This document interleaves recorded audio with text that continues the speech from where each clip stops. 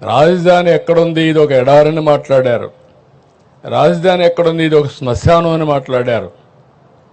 ప్రతి ఒక్క వ్యక్తి ఉండే వాళ్ళల్లో మీ మైండ్లో అది ఉండాలి, మీ మనసులో అది ఉండాలి.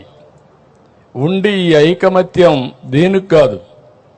ఈరోజు ఈ సిటీని బ్రహ్మాండమైన సిటీగా నేను ఒకటే ఆలోచిస్తున్నా, నేను విజువలైజ్ చేసి చెప్తున్నా.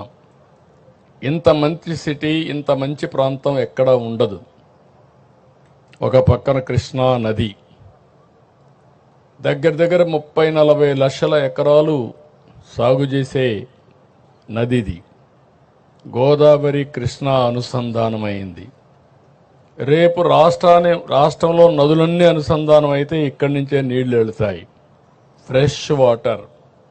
ఏ సిటీ కూడా లేదు భారతదేశంలో ఇలాంటి సిటీ. భారతదేశంలోనే కాదు, ప్రపంచంలో ఎక్కడా లేనటువంటి సిటీ ఈ అమరావతి అని చెప్పి కూడా నేను మీకు తెలియజేస్తున్నా.